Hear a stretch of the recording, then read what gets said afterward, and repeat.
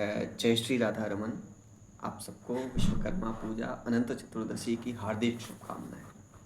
और आज से पूर्णिमा है और आज ही गुरुओं को, ऋषियों को तर्पण किया जाता है। कल 18 तारीख से पितृपक्ष का अपने पितरों के निमित्त आप तर्पण कर सकते हैं। तो इसी विषय में मैं आज बात करना चाहता हूँ, गीता के बहुत ही व्यवस्थित किरदार के या व्यक्तित्व के बारे में, जो भीष्म पितामह और शिखंडी। बड़ा अद्भुत किरदार है। आज मैं बैठा हुआ था तो पारायण कर रहा था श्रीमद् भागवत गीता का, तो मन में ये कौन था कि आज इन्हीं के बारे में चर्चा करते हैं और बातें करते हैं, क्योंकि भीष्म जितना अद्भुत पराक्रमी मैंने कहीं भी नहीं देखा। जो रण कौशल है, जो युद्ध कला है और जो धर्म की नीति है, जो धर्म का कर्तव्य पालन है, वो शायद ही भीष्म की तरह कोई कर पाया हो। तो बात होती है भीष्म की उत्पत्ति की। जब भीष्म जो आए, माँ गंगा को आवाहन किया था भीष्म पितामह ने, तब जाके माँ गंगा यहाँ आई, क्योंकि माँ गंगा उनकी माँ थी। और भीष्म का जो लालन पालन हुआ, बचपना स्वर्ग में गुजरा। माँ गंगा के पुत्र थे भीष्म और राजा शांतनु के पुत्र थे भीष्म। और क्या हुआ कि 7 शिशुओं को माँ ने प्रवाहित किया, 8वें में भीष्म बचे, जिनका प्रवाह नहीं हुआ। माँ का प्रेम था, वात्सल्य था कि भीम बचे। तो यहाँ से होती है भीष्म की बात। फिर बात आती है कि इन्हीं के पिता राजा शांतनु एक नदी के किनारे जाते हैं, एक मछुआरे की लड़की को देखते हैं जिसका नाम सत्यवती है। उससे इनका प्रेम हो जाता है और मछुआर सत्यवती भी राजी हो जाती है कि आपका विवाह मुझसे हो, परंतु आपको मेरे पिता से पूछना पड़ेगा। अब राजा क्या करे? राजा ने उनके पिता से पूछा कि आपसे मेरा विवाह, आपकी बेटी से मेरा विवाह होना है, तो क्या हो सकता है? तो उसके पिता ने क्या कहा? मछुआरे ने क्या कहा कि विवाह तो मेरी बेटी से सत्यवती का आपसे होगा, परंतु बात यह है कि जो होने वाला पुत्र होगा वही राजा बनेगा, उसी को आप युवराज घोषित करेंगे। और बचपन में ही राजा शांतनु ने ये घोषणा की थी कि मेरा जो भीष्म पितामह बेटा है, माँ गंगा का पुत्र या मेरा पुत्र, वही युवराज बनेगा। अब इस असमंजस में राजा शांतनु और उनका जो प्रेम था सत्यवती से अगाध हो गया। उन्हीं के बारे में सोचना और चुप रहना। अब ये जब समझ गए कि विवाह नहीं हो पाएगा, फिर भी चुप चुप के देखते थे सत्यवती को नदी किनारे। और इसी बात का भान एक दिन भीष्म पितामह को हो गया और उन्होंने अपने पिता को देख लिया। और जब पिता को देख लिया कि मेरे पिता छुप के किसी को देखते हैं, तो उन्होंने उसका कारण बताया। तो उनके पिता ने कारण बताया कि बेटा, बात ये है कि मेरा प्रेम है सत्यवती से और मैं ये चाहता हूँ कि मेरा विवाह हो।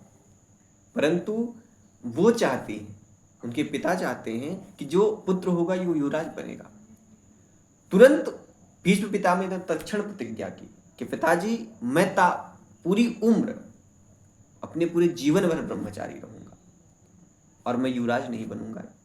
और अपने पिता के लिए उन्होंने ये प्रतिज्ञा अपना ली विवाह ना करने की, और सत्यवती से अपने पिता का विवाह कराया। और उनके जो सत्यवती से जो पुत्र हुए, उनका नाम हुआ विचित्र वीर्य, जो हमारे भीष्म पितामह के भाई थे। और ये हुआ कि अपने भाइयों का विवाह करने के लिए भीष्म पितामह शिखंडी को हर कर लाते हैं। अब बात शिखंडी की आ गई कि शिखंडी कहाँ से आ गई, आप समझिए। इधर थे राजा काशीराज, जिनकी 3 पुत्रियां थी, अंबे, अंबालिका, अंबा। अंबा बनी शिखंडी। अब तीनों का विवाह समारोह था और भांति भांति के राजा आए थे विवाह करने। उनका जयमाल का था कि पहले तो आप जानते हैं कि खूब वर माला डालकर और पौरुष से बड़े ही अच्छे से विवाह होता था। तो विवाह की घोषणा हो गई थी, स्वयंवर था। और उस स्वयंवर में भीष्म पितामह आते हैं अपने रण कौशल से सारे राजाओं को परास्त कर हराकर तीनों युवतियों को हर के ले जाते हैं, अंबा, अंबालिका और अंबा को। और तीनों बालिकाओं को हर कर ले जाते हैं और फिर अपने भाई के विवाह के हेतु। अब यहां से जब भीष्म हर कर ले जाते हैं अपने भाई से विवाह के लिए, तो अंबा ने स्वीकार किया कि ऐसा है कि मेरा प्रेम इनसे नहीं है, मेरा तो प्रेमी और है, कोई और है, मैं उनसे प्रेम करती हूं। अब भीष्म पितामह ने कहा कि अरे ये क्या बात हुई। अब जब इनका प्रेमी अलग कोई है तो भीष्म पितामह धार्मिक थे, धर्मपरायण थे, उन्होंने अम्बा को क्षमा कर दिया, कहा कि आप जाओ, अपने मंत्रियों से उनके काशीराज के घर भिजवा दिया। अब अम्बा असमंजस में, अम्बा आती हैं अपने प्रेमी के पास, जाती हैं और कहती हैं कि मैं आपसे प्रेम करती हूं, परंतु उनका प्रेमी ये कहता है कि नहीं, मेरा आपसे प्रेम है, परंतु भीष्म ने आपको जीता है और मैं किसी का जूठन खाने योग्य नहीं हूं, तुम जीती हुई हो और मैं कैसे मान लूं कि तुम सही हो। तो इस बात से अम्बा बड़ी क्षुब्ध होती है और सारा जो अपना द्वेष है वो भीष्म पे निकालती है कि यदि भीष्म हमें हर कर नहीं ले जाते तो ऐसा नहीं होता। फिर होता क्या है, अम्बा प्रतिशोध लेने के लिए जाती हैं एक ऋषि के आश्रम में और ऋषि के यहाँ रहती हैं और सारी अपनी बातें कहती हैं। फिर ऋषि क्या कहते हैं, ऋषि अकृतवर्म जो परशुराम जी के शिष्य हैं उनका आवाहन करते हैं, वो आते हैं और व्यथा अम्बा की सुनाते हैं कि ऐसी सी बात है भीष्म के द्वारा। क्योंकि भीष्म के जो शिष्य हैं, अरे परशुराम के शिष्य कौन है, भीष्म है, तो जो परशुराम जी के शिष्य हैं उन्होंने कहा कि परशुराम जी अम्बा से मिलेंगे और एक निश्चित तारीख तय हुई, डेट तय हुई, उस दिन परशुराम जी आते हैं और अम्बा और परशुराम जी का भेंट होता है। अम्बा ने अपनी बातें बता दी कि ऐसी सी बात हुई, मुझे भीष्म ने हर लिया और मेरे प्रेमी द्वारा मुझे नकार दिया गया। तो परशुराम ने कहा यदि आप कहें तो मैं आपके प्रेमी को भी कह दूं कि आपसे उनका विवाह हो या भीष्म को प्रतिज्ञा के साथ आपका विवाह करवा दूं। तो अम्बा ने कहा मुझे प्रतिशोध चाहिए। फिर परशुराम जी ने ब्राह्मणों की आज्ञा पाई, कही यदि भीष्म अच्छे से मान जाते हैं कि ये विवाह करेंगे तो ये कोई बात नहीं, रण नहीं होगा, यदि नहीं मानते तो मुझे उनके साथ युद्ध करना होगा। भीष्म तक बात पहुंचती है, स्वयं परशुराम जी भीष्म के साथ जाते हैं। भीष्म पितामह देखते हैं गुरुवर आए हैं, गायों को आगे करके मिलते हैं भीष्म पितामह से, अरे परशुराम से, और मिलते हैं, सारी बातें परशुराम ने बातें रखी कि आपको इनसे विवाह करना होगा। भीष्म पितामह ने कहा कि देखिए प्रभु मैं धर्मपरायण हूं और एक बार यदि वचन ले लिया तो दुनिया का, पूरे सृष्टि का, पूरे ब्रह्मांड का, इस तीनों लोगों का कोई ऐसा व्यक्ति नहीं है जो मुझे मेरे धर्म से रोक सके। मैंने धर्म लिया है, मैंने प्रतिज्ञा की है कि मैं अपने भाई के लिए, अपने पिता के लिए ताउम्र पूरे जीवन भर ब्रह्मचारी रहूंगा। परशुराम जी ने कहा तब आपको रण दिखाना पड़ेगा।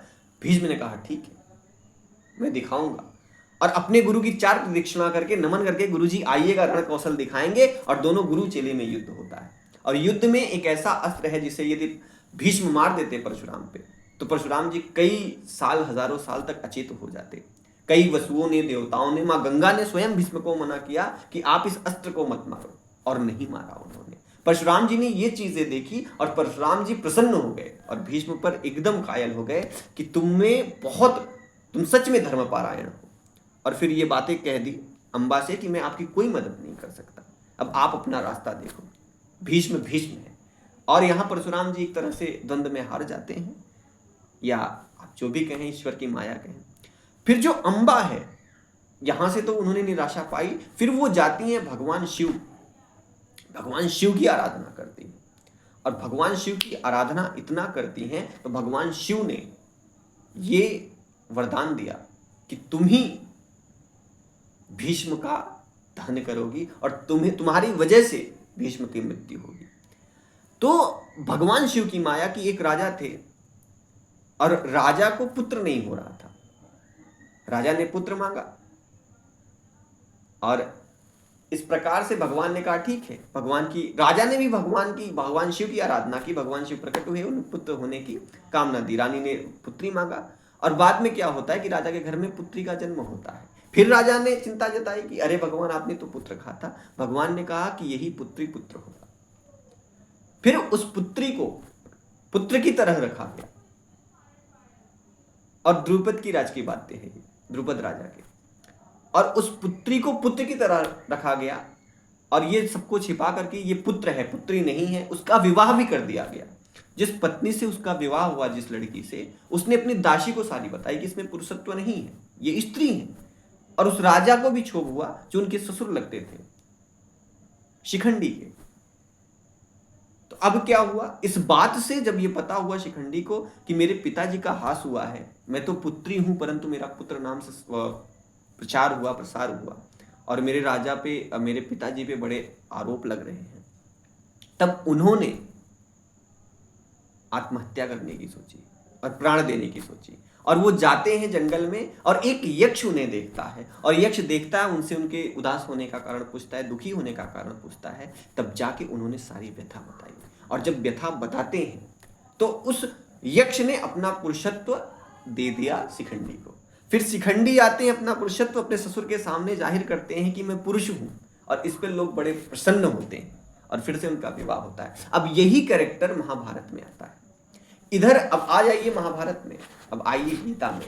देखिए, ये तो मैंने संक्षिप्त में बताया। अब क्या है, एक बात है कि भगवान ने ये प्रण लिया, श्री कृष्ण ने ये प्रण लिया कि भैया, किससे प्रण लिया था? दुर्योधन से, कि देखो मेरी सेना तुम ले जाओ, परंतु मेरा साथ, मैं रहूंगा सारथी, और मैं जिसके तरफ से रहूंगा अस्त्र नहीं उठाऊंगा।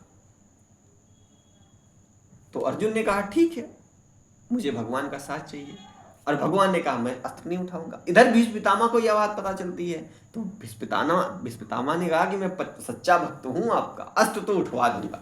अब यहां प्रतिज्ञा तोड़ने की बात है कि भगवान अपने भक्त के लिए प्रतिज्ञा भी तोड़ देते हैं। सोचिए भगवान कितने निर्मल हैं, कितने कोमल हैं। महाभारत का युद्ध चल रहा है, अर्जुन और भीष्म आमने सामने हैं। अर्जुन बाणों का प्रहार कर रहे हैं भीष्म पर, और उधर भीष्म बाणों का प्रहार कर रहे हैं। इतनी ज्यादा भीष्म पितामह ने दुर्योधन से कहा था कि मैं पांडव को तो नहीं मारूंगा, परंतु 10,000 सेना का रोज संहार करूंगा, ये समझ लेना। और एकदम इतना बरस पड़े भीष्म पितामह कि अर्जुन लहूलुहान हो गए। कई बार धनुष के जो डोरी है टूट गई, प्रतिज्ञा कई बार छूट गई, धनुष टूट गया, और जब अर्जुन लहूलुहान होते हैं तो श्री कृष्ण से देखा नहीं जाता, वे द्वेष में आ जाते हैं, वो दुखी हो जाते हैं, अपने भक्त को परेशान होता देख उसे इतना दुख है अर्जुन को। और एकदम जब भीष्म पितामह ने अपने बाणों से अर्जुन के रथ को सुसज्जित कर दिया, ऐसा लगा दिया कि मढ़ा हुआ है बाणों से, और अर्जुन को जैसे हताशा हो रही है, वो प्रतिज्ञा भी चढ़ा नहीं पा रहे हैं, लड़खड़ा रहे हैं, बेहोशी के स्थिति में चले गए। तब जाके भगवान केशव रथ का पहिया उठाते हैं और भीष्म पितामह की तरफ दौड़ते हैं। तुरंत भीष्म पितामह नतमस्तक हो जाए, प्रभु नतमस्तक हुए। भीष्म पितामह ने कहा, प्रभु यही तो मैं चाहता था, यही मेरा प्रारब्ध था कि आपसे हथियार उठाना। भगवान ने भीष्म पितामह को आशीर्वाद दिया। अब सोचिए कि जिस भीष्म पितामह ने 10,000 रोज सैनिकों को मारना, मतलब कि उनके बाणों के सामने कोई नहीं था, वो अकेले ही सारे महाभारत को खत्म कर सकते थे। और यदि भीष्म पितामह रहते तो कौरवों की जीत होती, यदि रहते तो। तब ये देखिए, युद्ध नीति में सारी नीतियां अपनाई जाती हैं। तब भगवान कृष्ण ने योजना बनाई। आपने अंबा के बारे में समझा कि अंबा ही शिखंडी थी, और भीष्म इस बात को जानते थे क्योंकि हरण उन्होंने किया था अंबा का, इसलिए स्टोरी बतानी जरूरी थी। और भीष्म पितामह ने अंबा का हरण किया था, तो ये जानते थे कि ये शिखंडी इस जन्म में पुरुष है, परंतु इसके पिछले जन्म में या इसी जन्म में जब तक उसे यक्ष ने अपना पुरुषत्व नहीं दिया था, वो स्त्री था। तो भीष्म पितामह का ये प्रतिज्ञा था कि मैं किसी स्त्री पर प्रहार नहीं करूंगा। और उसी बात का फायदा उठाते हैं अर्जुन कि शिखंडी को भीष्म पितामह के सामने कर देते हैं, और अर्जुन प्रहार करते हैं बाणों का। भीष्म पितामह धाराशाही हो जाते हैं, और धाराशाही होकर अर्जुन के रण कौशल की तारीफ करते हैं। फिर बाद में केशव आते हैं भीष्म पितामह के सामने, और सब लोग हैं महाभारत में। जब भीष्म पितामह गिरते हैं, लहूलुहान हैं, तो युद्धाविराम जैसा हो जाता है। सब लोग दौड़ कर आते हैं, पितामह को उठाते हैं। उधर से युधिष्ठिर, इधर से दुर्योधन, सारे लोग आते हैं, इधर से कर्ण, और सब लोग क्या देखते हैं कि भीष्म पितामह गिर गए हैं, धाराशाही हो गए, और उनकी मुंडी ऐसे जो सिर है वो लटक रहा है। भीष्म पितामह ने ये आग्रह किया कि मेरा सिर नीचे है, कृपया मुझे कोई तकिया दो। तो सब मलमल की तकिया लेने के लिए घर में दौड़ते, कोई अपने शयन कक्ष में, कोई कहाँ से, जहाँ जिसके पांडाल लगे हैं वहीं जाता है। परंतु भीष्म ने कहा कि मेरा बेटा अर्जुन है और मेरा शिष्य है, वो मुझे तकिया देगा। अर्जुन ने रोते हुए अपने बाणों की प्रत्यंचा चढ़ाई और भीष्म पितामह के मस्तिष्क पे बाण चढ़ा दिया और तकिया के रूप में वो मानव हो गया। भीष्म पितामह ने फिर आग्रह किया कि अर्जुन मुझे प्यास लगी है। अर्जुन ने प्रत्यंचा चढ़ाकर फिर तीर से माँ गंगा को आवाहन करके भेदा, ऐसे भूमि को भेदा कि माँ गंगा का वहीं उद्गम हो गया और भीष्म पितामह ने तब जाके गंगा जल पिया और भगवान केशव का दर्शन करके ही प्राण त्याग गया। क्योंकि भीष्म पितामह को इच्छा मृत्यु का वरदान दिया, और वरदान किसका था? उनके पिता का। क्योंकि सत्यवती का अपने पिता से उन्होंने विवाह कराया था, तब उनके पिता ने यह वरदान दिया कि भीष्म तू अपनी मृत्यु से ही मरेगा, तुझे कोई मार नहीं सकता। तो ये बात है श्रीमद् भागवत गीता की। ये मैंने संक्षिप्त रूप में दिया। यदि मैं पूर्ण रूप से कहता या विस्तार से कहता तो यही कथा आपको 3 घंटे में सुनानी पड़ती। तो ये अंबा अंबाल के, इस पे और भी बातें होंगी। तो श्रीमद् भागवत गीता आप पढ़ें। यदि आप डिटरमाइंड नहीं है, यदि आप मतलब कॉन्सेंट्रेट नहीं है, अपने जीवन में प्रारब्ध को नहीं पा रहे हैं, तो आप महाभारत के कैरेक्टर को पढ़ें। अर्जुन भी परेशान थे कि मैं क्या करूं, तब श्री कृष्ण उन्हें एडवाइस करते हैं, उन्हें सलाह देते हैं कि तुम्हें क्या करना है, अपने बांधवों से कैसे लड़ना है, अपने स्वजनों से कैसे लड़ना है, धर्म की प्रतिज्ञा क्या होती है, धर्म परायण क्या है। चाहे शिखंडी का किरदार हो, चाहे अर्जुन का, चाहे कर्ण का, चाहे धनंजय का, किसी का भी हो, चाहे धृतराष्ट्र का, कैसे रिश्तों को निभाना, ये सारी चीज श्रीमद् भागवत गीता और महाभारत में। तो गीता का पारायण करें। आज के विषय में इतना ही। श्री राधा आप सबको संपन्न, सुखी और प्रसन्न रखें। सबको शुभकामनाएं। और इस श्राद्ध में आपको अपूर्ण अपने पितरों से प्रेम हो, आपके पितरों से खूब सारा आशीर्वाद मिले, आप सदा प्रसन्न रहे। जय श्री राधा रमन, जय श्री राधे।